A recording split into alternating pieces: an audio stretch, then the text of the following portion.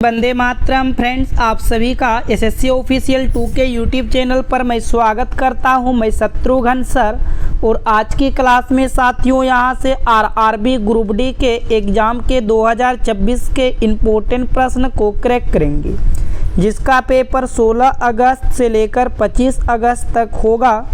वह in class को अच्छे तरीके से कैप्चर कर लीजिएगा।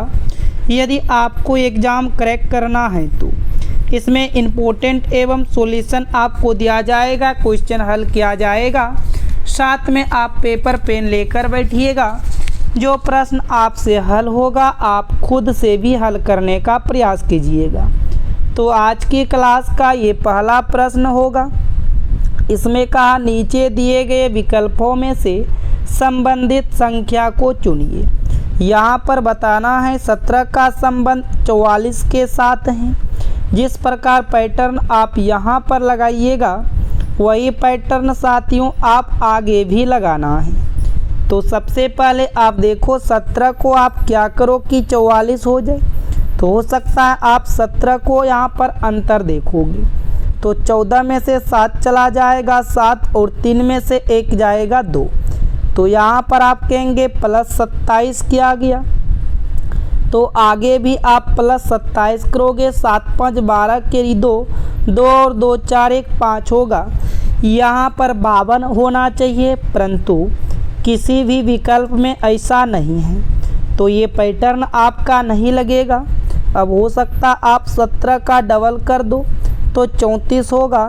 34 में आपको 10 को जोड़ देना है, 34 10 44 होगा। उसी प्रकार 25 का डबल कीजिएगा 50 होगा। 50 में 10 को हम जोड़ देंगे तो प्रश्नवाचक चिन्ह के स्थान पर 60 होगा। लेकिन साथियों ये भी चीज़ नहीं दिया गया है, तो आप क्या करो इन दोनों को आप योग करो। योग करोगे 7 और 1 क्या होगा 8 होगा। उसी प्रकार आप इन दोनों का भी योग करो, 7 और 1 क्या होगा 8, यानी ये दोनों आपस में यहाँ से क्या हो गया बराबर हो गया। सेम आपको यहाँ पर भी करना है। 5 और 2 क्या होगा 7 होगा। अब यहाँ पर भी 7 होगा, तो कौन सा विकल्प को रखा जाए जो कि उनके योग करने के बाद 7 हो जाए। तो ध्यान से देखा जाए तो हम विकल्प ए को रखेंगे। जैसे विकल्प ए को रखेंगे 4 और 3 को योग करेंगे तो 7 होगा। तो ए वाले यदि आप सभी ने भी चयन किया है तो बिल्कुल आपका राइट आंसर है। अब आइए प्रश्न संख्या 2 को देखिएगा। और अभी तक आप इस वीडियो को लाइक नहीं किए हैं तो इस वीडियो को लाइक कीजिएगा। चैनल पर पहली बार आए हो चैनल को सब्सक्राइब करके नोटिफिकेशन घंटी को भी साथ में ऑल पर रखिएगा। तो साथियों अब प्रश्न संख्या 2 को ध्यान से समझिए। इसमें कहा नीचे दी गई श्रृंखला श्रेणी में प्रश्नवाचक चिन्ह के स्थान पर कौन सी संख्या आएगी। इन प्रश्नवाचक चिन्ह के स्थान पर कौन सी संख्या प्राप्त हो सकती है। तो ध्यान से देखो 2 से यदि आप 6 पर जाते हैं तो यहाँ पर प्लस 4 किया गया। 6 से आप 12 पर चलिएगा तो यहाँ पर प्लस 6 किया गया। 12 से 20 पर चलते हैं तो यहाँ प्लस 8 हुआ है। 20 से आप 30 पर चलिएगा तो यहाँ पर प्लस 10 किया गया। इसके आगे क्या होगा ये आपको बताना है। तो देखो 4 से 6 पर जाने के लिए प्लस 2, 6 से 8 पर जाने के लिए यहाँ भी प्लस 2, 8 से 10 पर जाने के लिए यहाँ भी प्लस 2 किया। तो आगे भी अब प्लस 2 कीजिएगा। 10 में 2 को जोड़िएगा तो क्या होगा 12। अब 30 और 12 को आप जोड़ लीजिए। 30 और 12 को जोड़ दिए तो 42 आ गया। और 42 देखा कि आपने बी में दिया गया है तो बी आपका बिल्कुल यहाँ से राइट आंसर होगा। तो चलिए अब अगले क्वेश्चन को देखिएगा ध्यान से। तो इनमें से कह रहा है साथियों उत्तर की ओर अभिमुख होकर 48 व्यक्तियों एक पंक्ति में परी दाईं छोर से 13वें स्थान पर, यदि विवेक परी के बाएं 16वें स्थान पर बैठा है तो पंक्ति के बाएं छोर से विवेक का स्थान क्या होगा? तो सिंपल है, परी के दाएं छोर के 13वें स्थान, विवेक के बाएं छोर के 16वें स्थान। इन दोनों अंकों को आप योग कर दो, योग आपका 29 होगा और 48 को आप 29 में से घटा दो। 18 में से 9 जाएगा 9 होगा, 3 में से 2 जाएगा 1 होगा। तो उसका स्थान जो होगा वह स्थान 19वां होगा। उसका कौन सा स्थान बनेगा? तो उसका स्थान 19वां बन जाएगा। यहाँ से देखा जाए तो ये आपका राइट आंसर होगा। अब आइए प्रश्न संख्या 4 को हम देखेंगे। इसमें कहा एक निश्चित कूट भाषा में हेल्स को 4695 और ALES को 5749 के रूप में कूटबद्ध किया जाता है। दी गई कूट भाषा में ए का कूट क्या होगा? तो ध्यान से देखो, आपसे किसका कूट पूछा? तो ए का कूट पूछा। जिसका भी कूट पूछे आप उन्हीं अक्षर को देखो। जैसे आपको यहाँ पर ए तो कहीं भी नज़र नहीं आएगा, तो उसी प्रकार आप इनके संख्या को हटा दो, क्योंकि जब इस लाइन में ए नहीं दिया गया है तो ये 4 6 9 5 ए का कूट नहीं होगा। तो विकल्प में 4 था, हटा दिया जाएगा। विकल्प में 5 था, हटा दिया जाएगा। विकल्प में 9 था, इसके हिसाब से हटा दिया। 4 विकल्प था जिसमें आपने 3 को रॉन्ग किए। अब जो बच रहा है वही आपका ए का कूट होगा। तो ए का कूट क्या बनेगा? तो ए का कूट आपका 7 बनेगा। ए का कूट क्या बनेगा साथियों? तो ए का कूट 7 बन जाएगा। उम्मीद और आशा करते हैं आप यहाँ तक प्रश्नों को समझ चुके हैं। अब आइए प्रश्न संख्या 5 को देखिएगा। तो ये आपके प्रश्न संख्या 5 है। इसमें कहा 1000 छात्रों के इतिहास, भूगोल एवं नागरिक शास्त्र के ज्ञान के सर्वेक्षण का परिणाम नीचे चित्र में दिया गया है। जो छात्र तीनों विषय जानते हैं तथा जो छात्र केवल नागरिक शास्त्र जानते हैं उनका अनुपात क्या है? अच्छा, तीनों विषय जानने वाले, तो यहाँ से आपको 100 मिलेगा, क्योंकि ध्यान से देखो ये 100 को जो है तीनों विषय कट कर रहा है। तो तीनों विषय जानने वाला 100 है। और बोला जो सिर्फ नागरिक शास्त्र जानते हैं। नागरिक शास्त्र का मतलब हुआ कि जो सी वाले डायग्राम होगा। तो नागरिक शास्त्र जानने वाले जो हैं यहाँ से 170 हैं। अब इन दोनों का अनुपात बताना था। देखा जाए यहाँ से 1 0 से 1 0 कट जाएगा, तो ये आपका 10/17 होगा। यदि आपने 10/17 का चयन किए हैं तो बिल्कुल आपका राइट आंसर होगा। आपका यहाँ से डी जो है सही आंसर हो जाएगा साथियों। तो चलिए अब नेक्स्ट क्वेश्चन की ओर। प्रश्न संख्या हम 6 को देखेंगे। तो ये आपके प्रश्न संख्या 6 रहा। उस सेट का चयन करें जिसमें संख्याएं उसी तरह संबंधित हैं जैसे कि निम्नलिखित सेटों की संख्याएं हैं। जैसे आप यहाँ पर पैटर्न लगाइएगा, वही पैटर्न आपको देखना है किस विकल्प में लगता है। तो साथियों आप 28 से यदि 56 पर जाते हो तो 28 का 2 गुना कीजिएगा 56 होगा। और 56 से 45 पर जाने के लिए -11 कर देंगे तो 45 मिलेगा। उसी प्रकार 41 का 2 गुना कीजिएगा तो 82 होगा। 82 को आप -11 कर दो तो 71 होगा। आप सेम पैटर्न देखो क्या विकल्प ए में लगता है।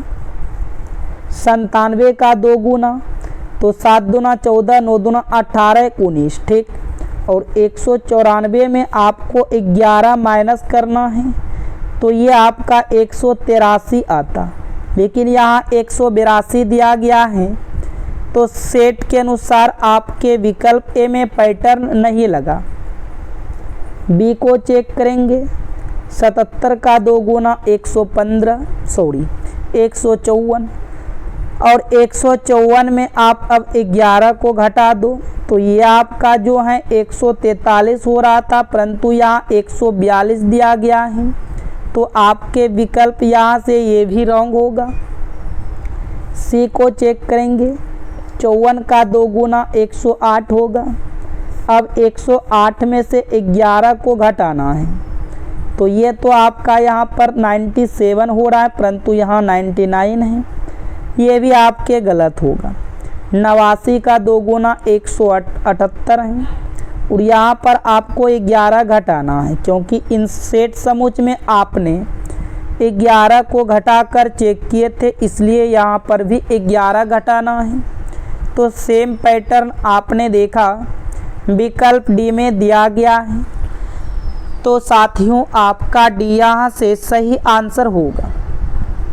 और मैं आपको बता दूं, यदि आप पीडीएफ लेना चाहते हैं तो इन दिए गए व्हाट्सएप नंबर पर साथियों आपको मैसेज करना है कि सर मुझे पीडीएफ चाहिए, तो ज़रूर आपको पीडीएफ मिलेगा और आप इन पीडीएफ को लेकर अच्छे तरीके से जो है स्ट्रॉन्ग कर सकते हैं साथियों। तो एक बार ज़रूर आप पीडीएफ को परचेज कर लीजिएगा।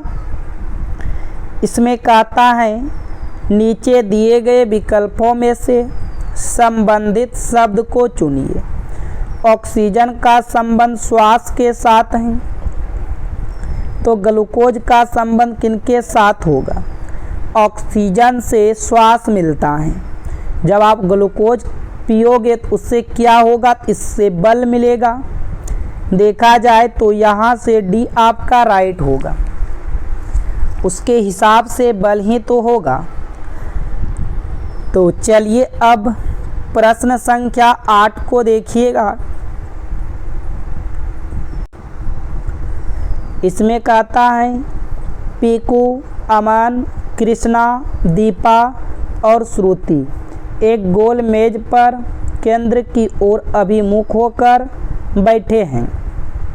तो ठीक है, एक गोल मेज पर बैठे हैं, सभी का मुख जो है केंद्र की तरफ है। सभी का मुख कहाँ है? केंद्र की तरफ है।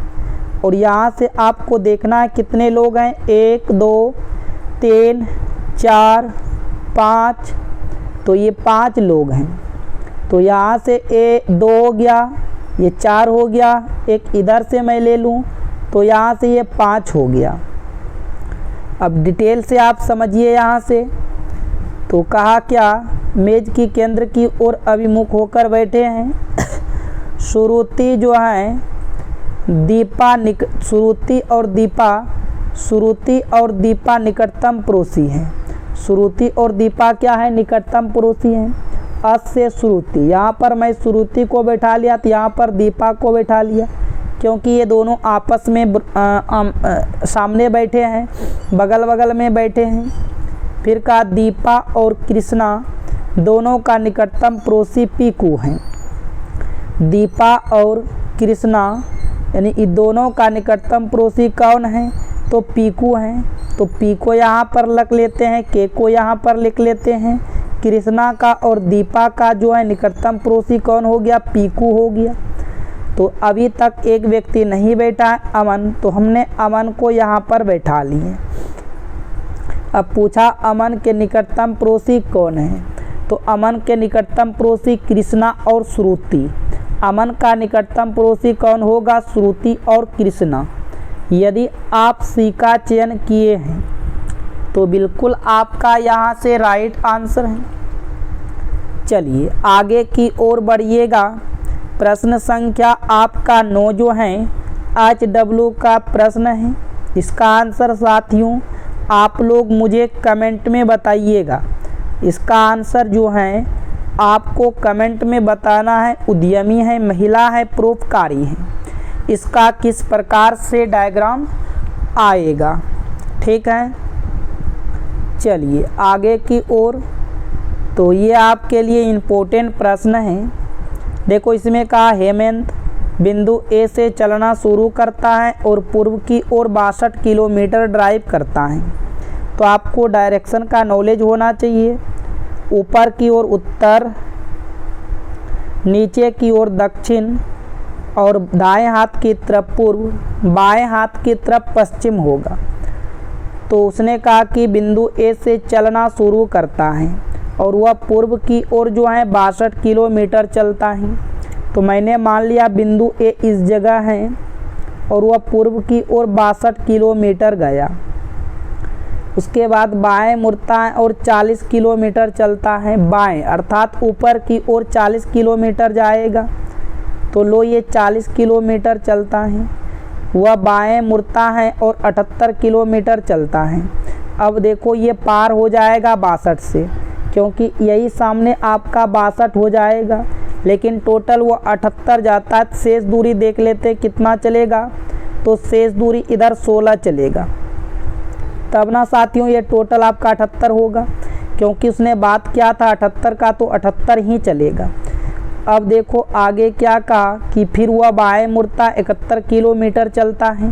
यदि आप अभी पश्चिम की ओर जा रहे हो और आप बाएं मुड़ोगे 71 चलोगे, तो इसका मतलब आप बहुत नीचे चले जाओगे, क्योंकि ये दूरी आपने देखा 40 है। तो 40 ये दूरी आपका हो जाएगा।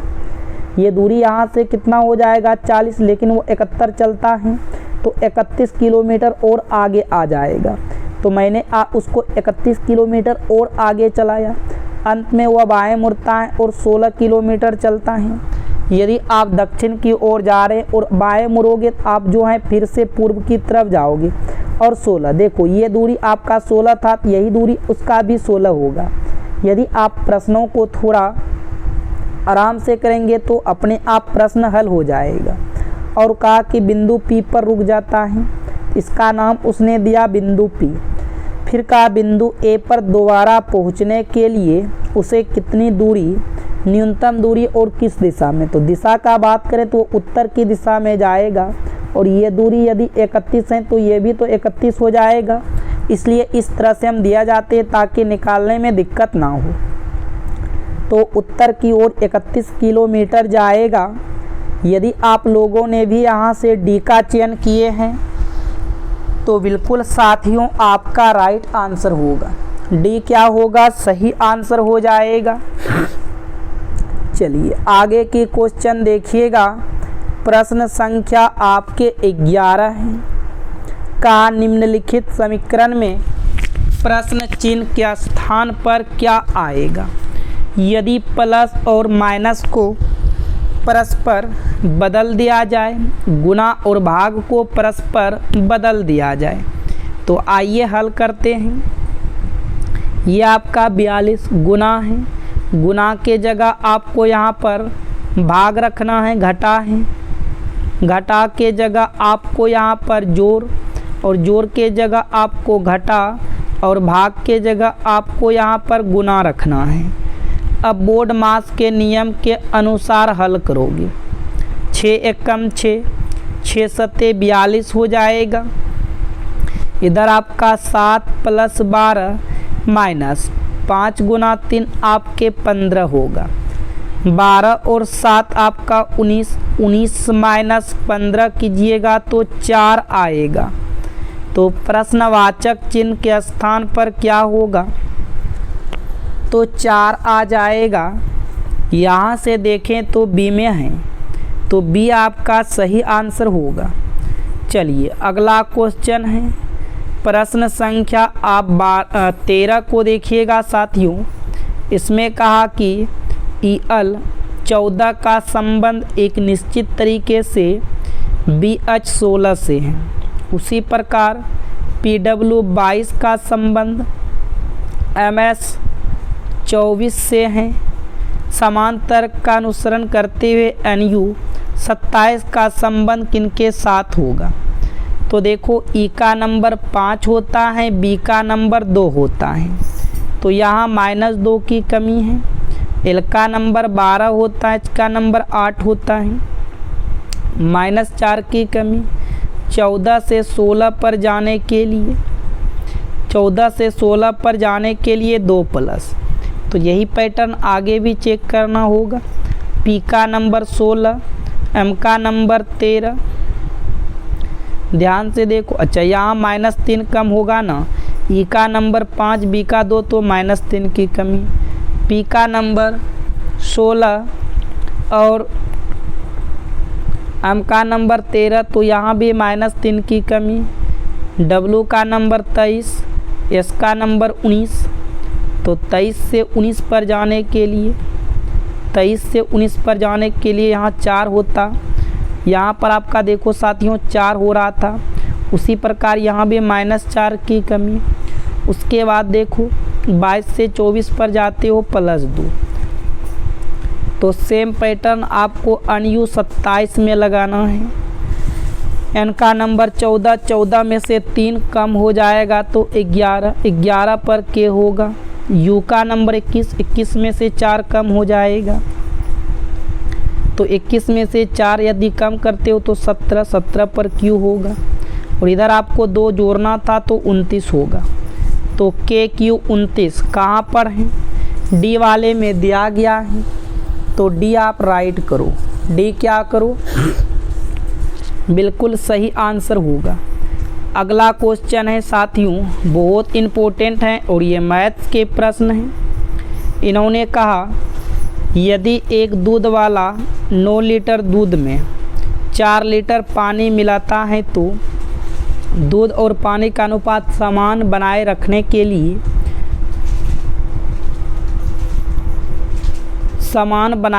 के लिए उसे 36 लीटर दूध में कितना पानी मिलाना चाहिए। तो ये आपका जो है साथियों दूध है और यहाँ से देखो ये आपका पानी है। तो दूध 9 लीटर था तो पानी 4 लीटर था, लेकिन उसने कहा कि दूध 36 लीटर है, तो इसका मतलब होगा इसमें आप दूध को 4 से मल्टीप्लाई कर दो तो दूध 36 लीटर होगा। इधर 4 से मल्टीप्लाई कर रहे हो बराबर रखने के लिए, इधर से भी 4 से मल्टीप्लाई करो। यदि समान रखना है, दूध 36 लीटर होगा तो पानी 16 लीटर मिलाना होगा। देखा जाए तो विकल्प ए में दिया गया है, तो ए आपका राइट होगा। ए क्या होगा साथियों? बिल्कुल यहाँ से सही आंसर हो जाएगा। तो चलिए अब अगला क्वेश्चन देखिएगा, ध्यान से देखिएगा आप प्रश्न संख्या 15 को। तो ये आपके प्रश्न संख्या 15 है। इन्होंने कहा पाइप ए और बी क्रमशः 10 घंटे और 12 घंटे में एक खाली टैंक भर सकते हैं। दोनों टैंकों को 10 घंटे में एक साथ भर सकता है। तो ध्यान से आप साथियों देखो, ए जो है किसी टैंक को 10 घंटे में भर सकते हैं और बी उसी टैंक को 15 घंटों में भर सकते हैं। अब एक बात यहाँ पर ध्यान से देखिएगा, यहाँ पर आप सबसे पहले देखो टैंक की टोटल इफ़िशेंसी। तो इफ़िशेंसी देखने के लिए 10 और 15 का आप एलसीएम ले लो, तो इसका एलसीएम 30 आएगा। तो हम कह सकते हैं उसका 30 एफिशिएंसी है, तो 10 तिया के 30 हो जाएगा और 15 दूना के 30 होगा। लेकिन दोनों ए ने 1 घंटे में 3 लीटर पानी दिया, बी ने 1 घंटे में 2 लीटर पानी दिया। दोनों को एक साथ खोल दिया जाए तो 1 घंटे में 5 लीटर पानी देगा। 1 घंटे में कितना लीटर पानी देगा? 5। तो देखो 30 लीटर पानी देने में कितने घंटे लगेगा? 5 लीटर पानी देने में 6 घंटा लगेगा। कितने घंटा लगेगा साथियों? 6 घंटा लगेगा। तो 6 आपने देखा बी वाले विकल्प में दिया गया है, तो बी आपका राइट होगा। ठीक, चलिए आगे की ओर बढ़ते हैं। तो प्रश्न में देखो कहा कि श्वसन किस प्रकार की अभिक्रिया है। स्टार लगा लीजिएगा इन प्रश्नों को। श्वसन किस प्रकार की अभिक्रिया है? तो ये ऊष्माशोषी अभिक्रिया है। श्वसन किस प्रकार की ये ऊष्माक्षेपी होते हैं। बी यहाँ से आपका राइट होगा। चलिए अगला क्वेश्चन है, रीजनिंग के प्रश्न हैं। अंग्रेजी वर्णमाला क्रम के आधार पर दी गई श्रृंखला में प्रश्न चिन्ह के स्थान पर क्या आएगा, बताना है आगे क्या होगा। तो ध्यान से देखा जाए, आर का नंबर 18, भी का 22, तो +4 किया, फिर भी का 22, जेड का 26, तो यहाँ पर भी +4 किया, फिर देखो 26 4 30, यहाँ भी +4 किया, डी का 4, आगे भी 4 प्लस करो 8, 8 पर एच आएगा। तो शुरू में एच होना चाहिए, मात्र एक विकल्प में है, जो विकल्प में है वही तो आपका राइट होगा। आगे पूरे प्रश्नों को चेक करने की कोई आवश्यकता नहीं पड़ेंगे। चलिए अगला क्वेश्चन देखिएगा। इसमें कहा सोडियम सल्फेट Na2SO4 और बेरियम क्लोराइड BaCl2 के विलयन की अभिक्रिया किस प्रकार की अभिक्रिया हैं। तो राइट आंसर होगा विस्थापन अभिक्रिया है। बी यहाँ से आपका राइट आंसर हो जाएगा विस्थापन अभिक्रिया।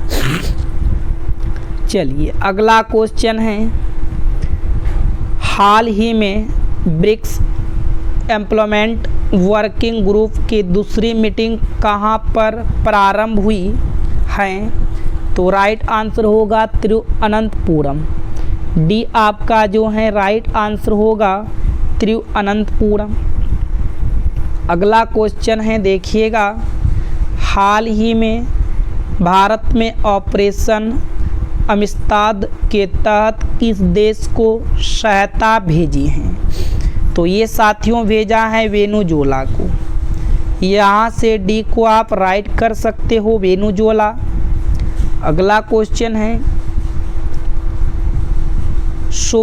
शुभेंदु अधिकारी के नेतृत्व वाली सरकार में पश्चिम बंगाल के वित्त मंत्री के रूप में किसे नियुक्त किया गया है। तो ये नियुक्त किया गया है स्वपन दास गुप्ता को। यहाँ से डी राइट आंसर होगा स्वपन दास गुप्ता। अगला क्वेश्चन है, 2026 में बिहार के 24वें मुख्यमंत्री कौन बने हैं। तो राइट आंसर होगा सम्राट चौधरी। यहाँ से भी आपका राइट उत्तर होगा सम्राट चौधरी। अगला क्वेश्चन है, यदि वो दो ध्वनियों की प्रबलता समान है लेकिन उनका तरत्व अलग है तो उनके गुणों के बारे में क्या सत्य है। तो इसका सही जवाब होगा आयाम समान और आवृत्ति अलग होगी। डी यहाँ से देखा जाए तो बिल्कुल आपके राइट आंसर होगा। अगला क्वेश्चन है साथियों, निम्नलिखित में से किसे पादप जगत का उभयचर कहा जाता है। तो इसका राइट आंसर होगा ब्रायोफाइटस को कहते हैं। किसको कहा जाता है, ब्रायोफाइटस। सी आपके यहाँ से सही आंसर होगा।